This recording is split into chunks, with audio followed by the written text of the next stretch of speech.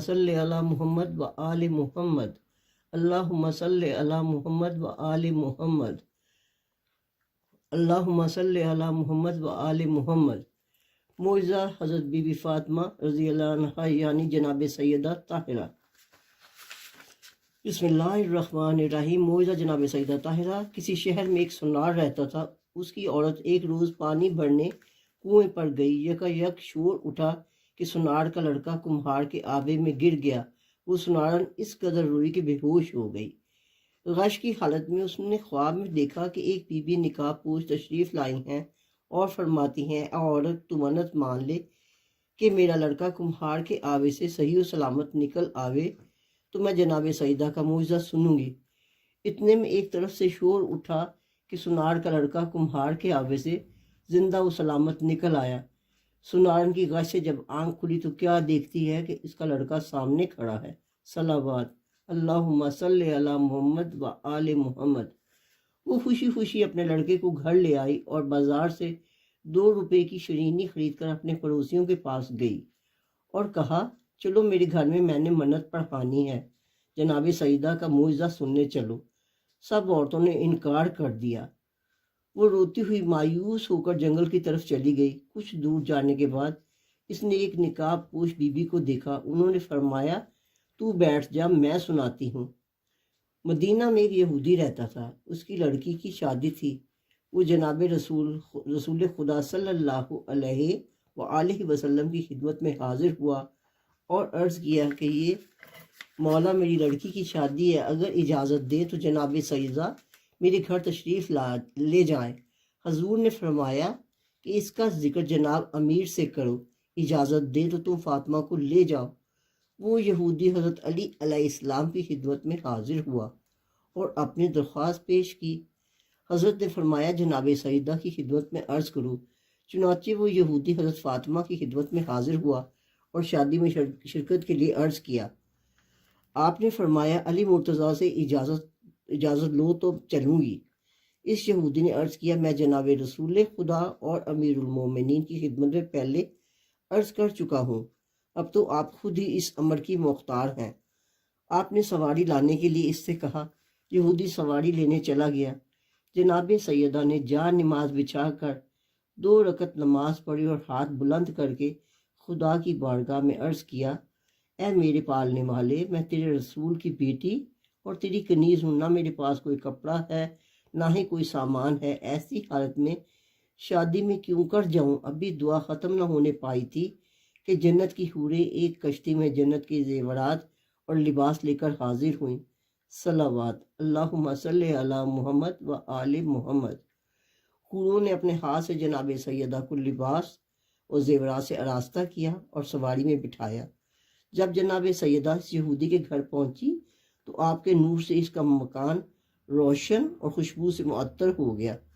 صلوات اللہم صلی علی محمد و آل محمد۔ اور جتنی یہودی عورتیں تھیں وہ سب بے ہوش ہو گئیں۔ آپ اس حجرے میں تشریف فرما ہوئی جس میں دلہن تھی۔ کچھ دیر بعد سب عورتوں کو ہوش آ گیا لیکن دلہن کو ہوش نہ آیا۔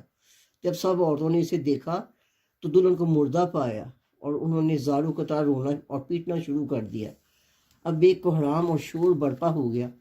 جناب سیدہ کو یہ ماجرا دیکھ کر بڑا رنج ہوا۔ آپ نے جا نماز بچھا کر نماز پڑھی اور خدا کی درگاہ میں عرض کیا کہ اے میرے پروردگار، میں تیری کنیز خاص اور تیرے رسول کی بیٹی ہوں، تو میری عزت رکھ لے، ورنہ یہ لوگ یہی کہیں گے کہ میرے آنے سے دلہن مر گئی۔ آپ کی دعا ابھی ختم بھی نہ ہوئی تھی کہ دلہن زندہ ہو گئی اور کلمہ پاک پڑھتی ہوئی اٹھ بیٹھی۔ صلوات اللہم صلی علی محمد و آل محمد۔ اور جناب سیدہ سے عرض کیا کہ آپ بنت رسول ہیں، مجھے دین اسلام کی تعلیم فرمائیں۔ آپ نے اس کو اور 500 یہودی عورتوں کو مسلمان کیا۔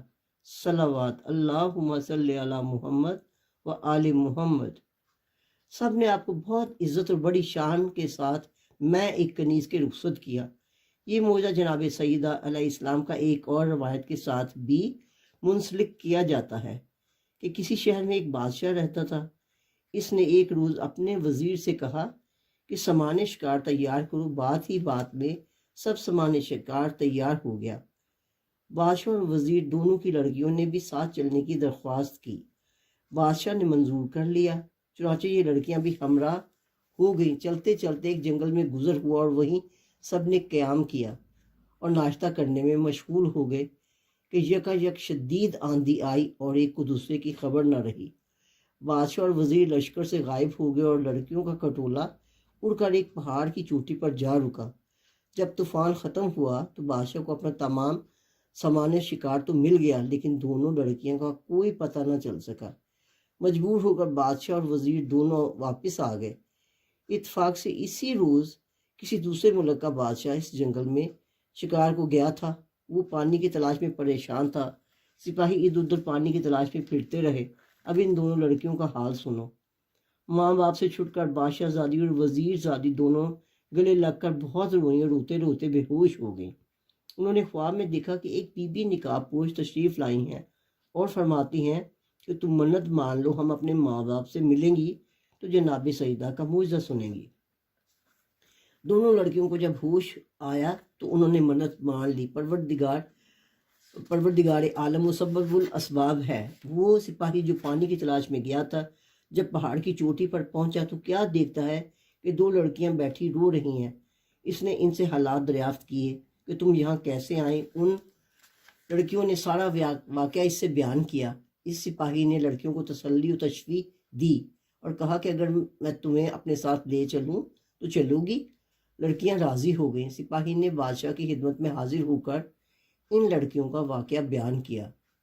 بادشاہ نے فوراً نوکروں کو بھیج کر لڑکیوں کو بلوا لیا اور وزیر نے ان لڑکیوں کو بڑے آرام سے اپنے گھر میں رکھ لیا۔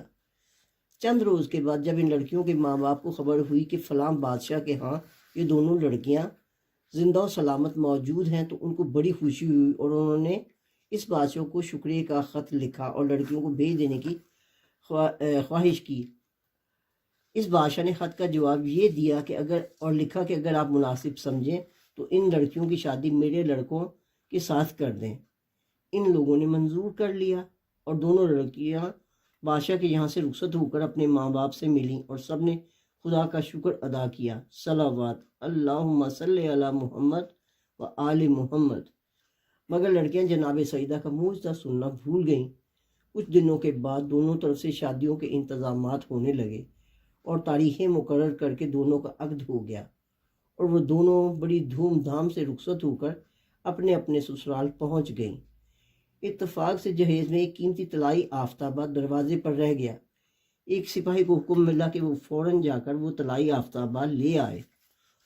سپاہی جب یہاں آیا تو کیا دیکھتا ہے، نہ کوئی محل ہے، نہ تخت ہے، نہ بادشاہ، کچھ اور ہی سامان ہے، صرف ایک میدان ہے اور وہاں آفتابہ رکھا ہوا ہے۔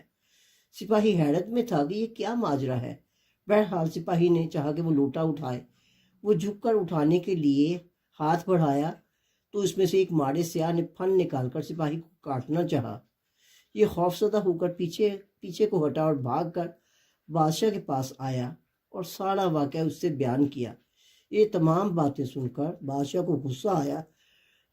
اس نے لڑکیوں کو بلا کر کہا کہ تم لوگ جادوگر ہو، بتاؤ یہ کیا ماجرا ہے اور تمہارے والدین کہاں ہیں؟ یہ سن کر لڑکیاں حیرت زدہ ہو گئیں اور کوئی جواب نہ دے سکیں۔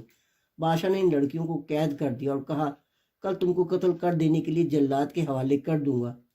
قید خانے میں وزیر زادی نے شہزادی سے کہا نہ معلوم ہم سے کون سی ایسی خطا ہوئی ہے جس کی ہم کو یہ سزا ملی ہے اور ہمارے قتل کا فتویٰ صادر ہوا ہے۔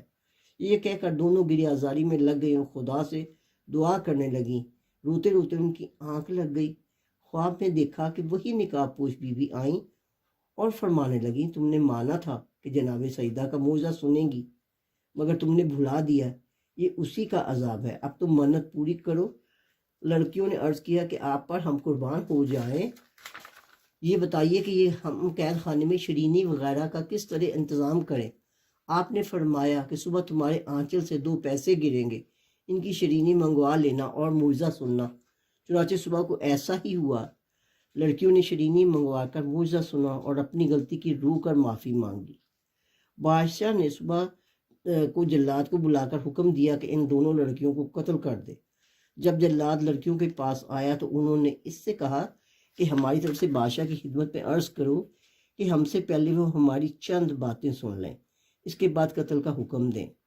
جلاد نے بادشاہ کی خدمت میں یہ پیغام پہنچایا تو وہ لڑکیوں کے پاس آیا۔ لڑکیوں نے رو کر عرض کیا کہ غریب پرور، ہم دونوں آندھی سے اڑ کر پہاڑ پر پہنچی تو روتے روتے بے ہوش ہو گئی، تو ایک نقاب پوش بی بی آئی تھیں اور فرمایا تھا کہ تم جناب سیدہ کی منت معجزہ مان لو تو اپنے والدین سے ملو گی۔ ہم نے منت مان لی تھی، لیکن اپنے والدین سے ملنے کے بعد ہم یہ منت پڑھانی بھول گئی جس کا یہ عذاب تھا۔ اب آپ سپاہیوں کو پھر سے بھیجیے اور ہمارے والدین کی حالات دریافت کروائیے۔ بادشاہ نے سپاہیوں کو دوبارہ ان کے والدین کے ملک روانہ کیا تو وہاں بادشاہ اور اس کا تخت و تاج سب کچھ موجود تھا۔ سپاہیوں نے واپس آ کر بادشاہ سے جب بیان کیا تو اس کو یقین ہو گیا کہ بے شک یہ عطاوِ الہی تھا اور کچھ نہ تھا۔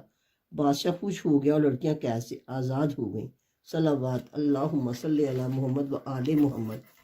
یہ دوسرا معجزہ، وہ برقع پوش بی بی اس سنارن سے کہہ کر غائب ہو گئی۔